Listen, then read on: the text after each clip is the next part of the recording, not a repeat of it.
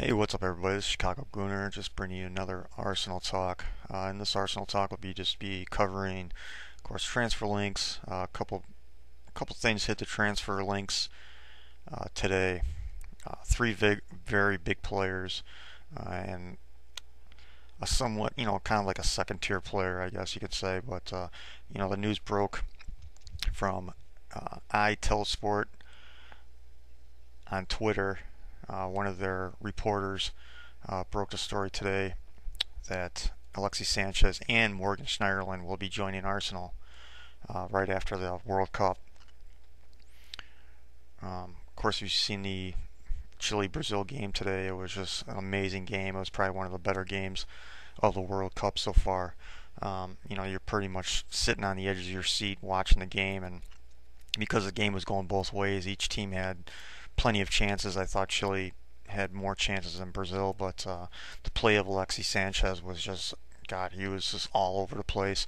The motor on him, the pace, the skill, the way he held the ball up, the way he could run past players, and of course his finishing. I thought Julio Cesar could have done better than he did on his shot, but I mean, when you're that type of finisher, you have to finish those out, and that's what he did. Um, but that's the different sources, and of course, every other source on, especially the UK, I think Goal and the Metro and the Daily Star and all the UK papers have picked up on it, and they're all reporting it as truth. But we just do not know the truth until it actually happens. Um, but again, that would be an excellent signing as far as Arsenal would go, is to get Alexis Sanchez. Uh, my guess would be that Arsene Wenger, there's another um, report supposedly that Arsene Wenger had, or no, this is another player I'm thinking about. Yeah, I'll get into him later, but um, I would think that Arsene Wenger promised Alexis Sanchez the striker role rather than the winner, because I can't see Alexis Sanchez coming to Arsenal and playing um, the winner, because he would have to go up against Theo Walcott, which is, we do not know when his return will be. It's going to be sometime next season, obviously, but we don't know how fast he will get back. I know he's in training right now and rehabbing and everything like that. If you've seen all the Twitter pics and everything like that, and or his Instagram, and then his messages on Twitter, of course. But I can't see Alexis Sanchez coming to Arsenal unless the money is just so astronomical that if Arsenal is offering him anywhere from 150 to 200,000 pounds a week. But I can't see him coming to Arsenal and playing the winger role, especially the left wing, unless they plan to move Theo to the left wing, which Theo played a lot of left wing against, if you remember the Man City game up there in Manchester this past season. And he played great. I mean, he scored 2 goals that game. He was like one of our few bright spots in that game. But I just can't see Alexis Sanchez coming to play the winner spot, so it has to be the striker role. Because if you look if you look at our striking position now, you're going to be having, of course, Giroud, Alexis Sanchez, Joel Campbell, and Sanogo as your main strikers. I think if we do get Alexis Sanchez, and if Joel Campbell shows up well during training, because he's supposed to report to Arsenal straight after the World Cup, he's supposed to meet up with the Arsenal camp in New York, actually, when they play the New York Red Bulls late in July. I believe it's July 26th, I believe, or something like that. Of course, Thierry Henry, but that would be the strike force, and of course, Loic Remy. There's still, it's kind of funny, once Balotelli comes out of the papers and saying, or once Arsene came out and said it's all fabricated and this media and agent driven, that all of a sudden they go back to Remy, they go back to other strikers. Jackson Martinez is back in the news for Arsenal for a striker, and I don't believe that one. I don't think Arsenal will pay that buyout clause, which is I think 27 £27 million for Jackson Martinez. Watched him against Uruguay today, and he just didn't look impressive at all. He has a heavy touch. So I wasn't really impressed by him. He's good at Porto. He scores a lot of goals at Porto. But of course, when you compare the Portuguese league to the EPL, you just can't. You can't. Unless they play Spurs, of course. Of course, Benfica shit all over Spurs, which is lovely. But you can't compare the two. So my guess is Arsenal promised Sanchez the striker role. Because I know Liverpool was interested in him. There's a lot of reports saying he's part of the possible Suarez deal from Barcelona. Pedro is also in that. It could be either Sanchez or Pedro, but I think if Sanchez goes to Liverpool, I think Liverpool's interested in him as a winger, but I think Sanchez wants to play striker. He looks great at striker, to be honest with you.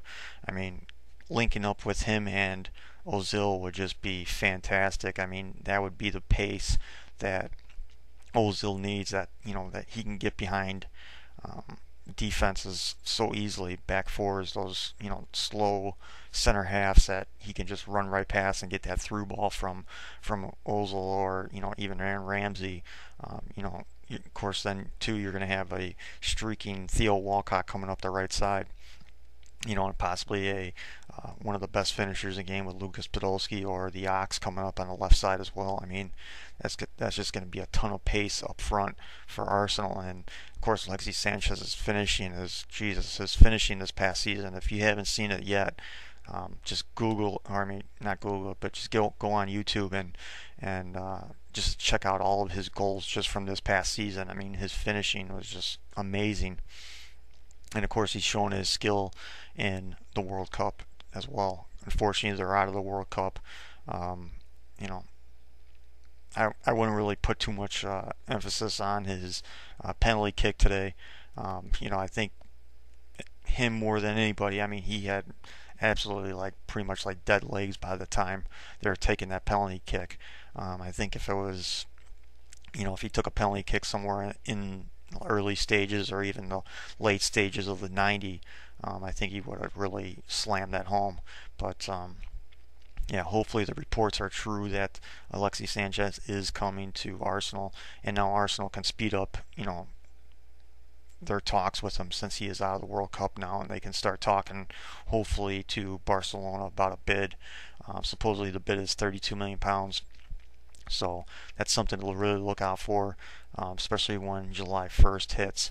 The other name that came up today was, of course, Morgan Schneiderlin of Southampton, who is currently on the French national team. He didn't play in the first two games. He played in the last game against Ecuador. He is a very classic holding midfielder. He is the definition of a holding midfielder. He does not, I haven't seen him. I couldn't remember watching him too much with Southampton this past season, but I watched a lot of the first half of the game against Ecuador, and the guy is the definition of a holding midfielder. He's, when France was in the attacking third of Ecuador, you could see Morgan Schneiderlin. He was within 5 to 10 yards of his center halves, and sometimes he was right in line with the center halves to cover for him because the fullbacks were bombing forward, and that's what you need from a defensive holding midfielder. That's something that Arteta just did not do. There's times where Arteta was just too far forward, and when you have your fullbacks too far forward and bombing up and trying to make crosses and being part of the attack, you need that defensive holding midfielder to stay back and cover for them and help the center halves out if there's any type of break or any type of counterattack. And Morgan Schneiderlin is that type of defensive holding midfielder. Now, is he the type of guy that we need? Yes, but if you look at our financial situation now, can we get someone better? Absolutely. I think Morgan Schneiderlin, I don't think he would cost that much. I would think he would cost anywhere from 10 to 15 million pounds at most. Of course, he is part of the French national team, so that might, that might give him, he had a good showing against Ecuador, so you never know, that might add, a few $1 million to his price tag. And of course, Southampton's being ripped apart right now. Adam Lallana, Lambert, and Shaw are all gone. I think Lovren is pretty much on his way out as well. So there's a lot of people leaving Southampton. They seem to be, just like they were, or they are at least, is a feeder club. They have one of the best youth systems in England. So, but if they do get him in, I'm not going to be pissed. But at the same time, I'll be disappointed that we didn't try to go after someone of a higher profile, someone like of course, Lars Bender is in the news, of course, too, for Arsenal. They tried to get him last summer, and they bid £15 million, and Bayern Leverkusen said no. I think Bayern Leverkusen only wanted something like 20 million for him last summer, and Arsenal wasn't prepared to pay that, which was, if you really think about it, I mean, we're supposed to be a big club with money, and we're not willing to pay out another $5 million for a player. But now, supposedly, the rumors are that we put in a 21 million pound bid for Lars Bender from Bayer Leverkusen, which I think would be great. He has pace. He has the ability to play the defensive holding midfielder role and the CM role as well, which is Aaron Ramsey's role. But he's rated higher as a defensive holding midfielder. And he has the pace to get back to. Of course, Mike Morgan-Schneiderlin, same thing. He has I want to say he has tremendous pace, but he has a lot more pace than Arteta. I think a lot of people have more pace than Arteta, but that was one of the main problems with Arteta as far as his role on the team and being a defensive holding midfielder. There was a lot of when you look at Arteta's stats, you look at all of his tackles, but a lot of his tackles is because he was out of position and he has to really track back as hard as he can to try to make hard tackles. And if you get a classic holding midfielder like a Morgan Schneiderlin or a Lars Bender, they won't be making those type of mistakes. At least as far as Arsenal fans go, we hope not. But again, that's a step forward as far as when you say a Morgan Schneiderlin, then you would go Lars Bender, and of course another big name that was in the news today, which I think is far-fetched, but it could be something because of the Sanchez news today, is Arturo Vidal. This kind of came out of nowhere for Vidal. Of course, he's with Juventus currently right now. But this came out of nowhere. And when you're thinking of Arsenal, you're thinking of a big club, you think with all the money that we have to spend, this is the type of holding midfielder that we want. And the news broke today, of course. Trying to find the tweet here. But I know the tweet said that we are willing to offer £44 million to Juventus for Vidal. And of course it's by the Daily Star, who was, not a great source, but of course that's what's been said. But here's a little bit of conspiracy theory for Vidal. Of course, Arsenal is in talks with Alexis Sanchez. Supposedly there's a bid on the table or a contract for Sanchez since June 19th.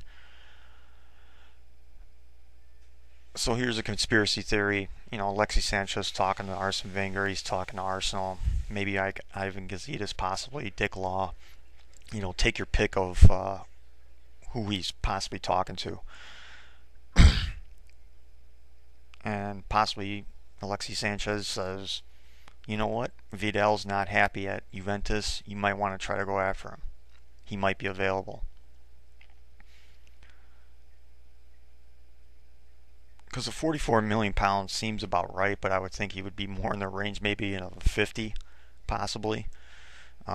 44 sounds pretty much about right for Vidal. I mean, he's that type of player. He's that type of defensive holding midfielder.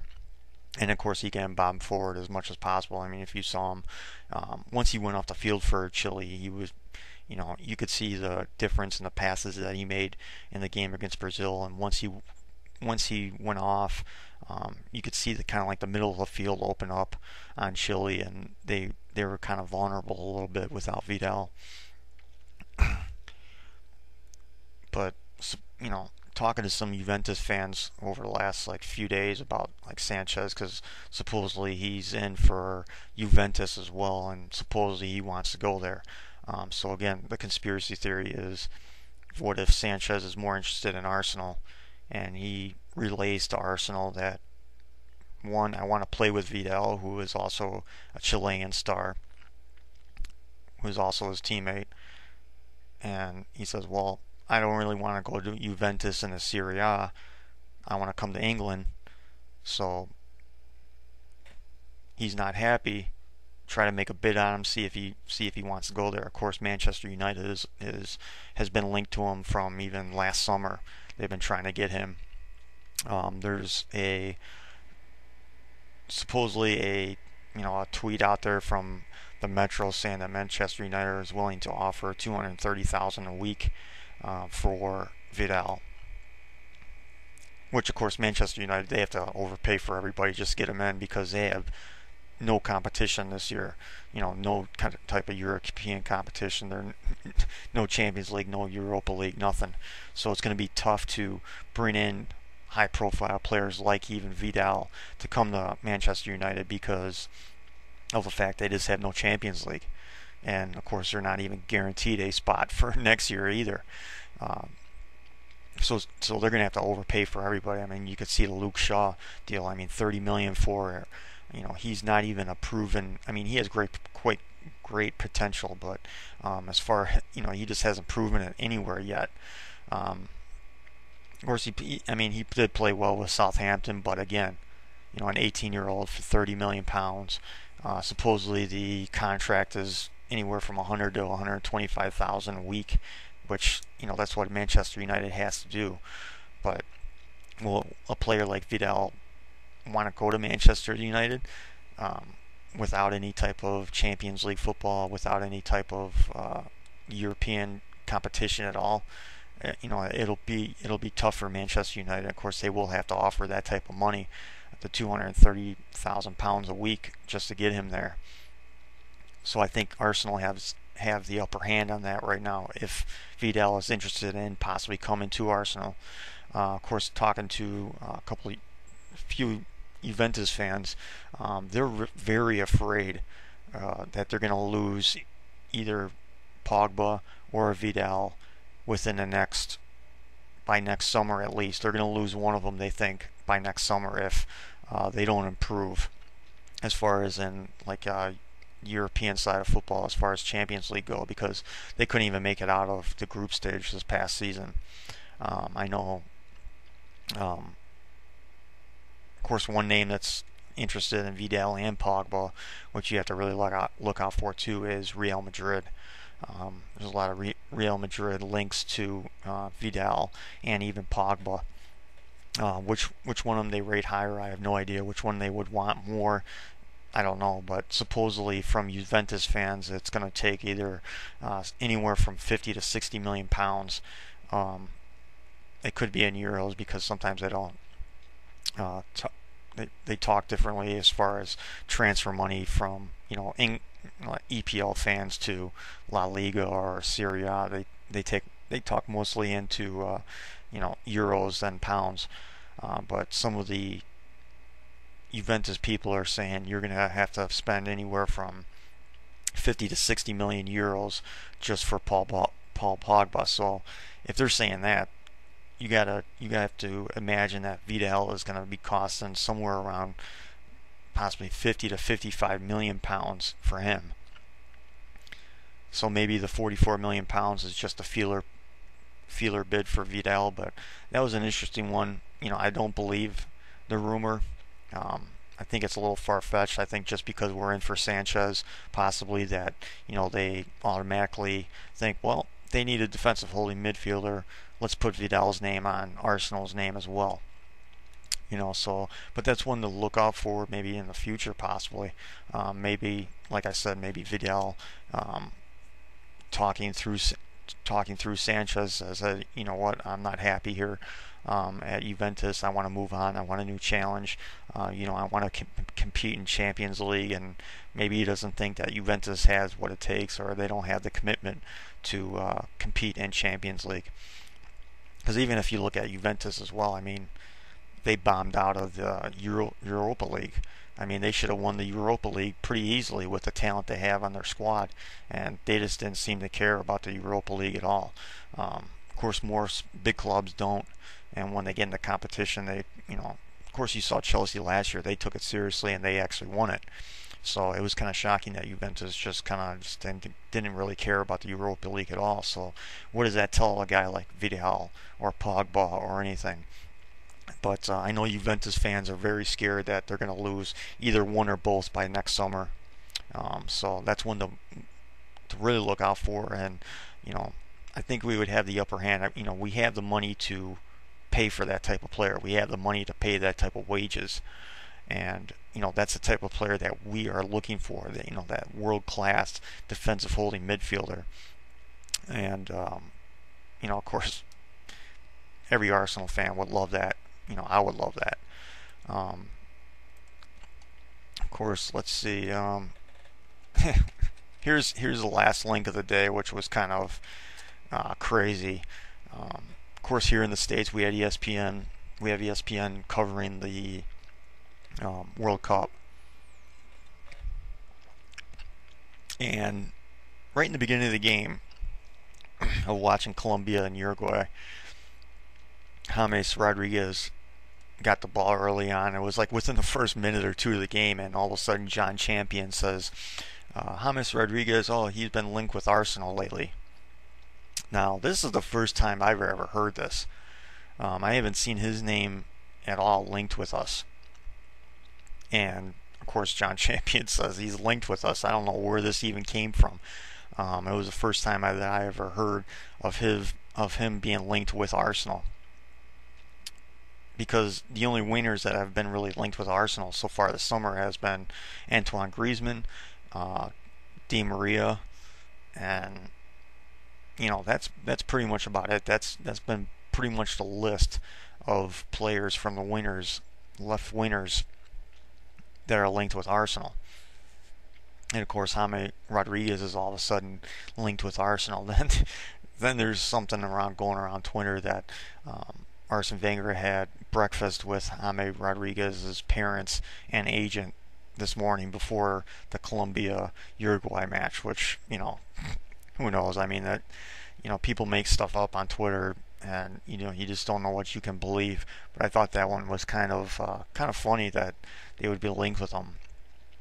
I don't believe that one at all. I can't see Monaco selling off their two best players that they just bought last summer to build up their squad to get the Champions League, because Falcao is now linked with Real Madrid, and that's been going around for about the last week that some reports are saying that it's a done deal that Falcao is going to Real Madrid. So I can't see Monaco selling off Falcao and James Rodriguez, which is their two best players on the whole team, a summer after they bought them. Even the Falcao stuff kind of, it's like, what's going on? I know Falcao's been not happy since he's been. Of course, the reports are saying that he wasn't happy when he went to France because of all the tax issues over there. Because he was promised by Monaco that he wouldn't have to pay any taxes. So it's, that link came out of nowhere. Who knows if it's real or not? Of course, a lot of people are saying we need a winner, but who knows what's going to happen with that? But could it be true? Could it not be true? Who knows? Because if we're still going after Griezmann or not, or if we're still going after Di Maria or not, we'll just have to wait and see. But as far as any kind of other transfer news. There's nothing else that's been really going around. Um, the Serge Aurier stuff. So there's some people saying he's coming to Arsenal. Some people are saying he's not. Loic Remy, same thing. Of course, once the Balotelli stuff got wrapped up in the news, they went right back to the Remy stuff. And, who knows what's going on with that either, if he's coming or not.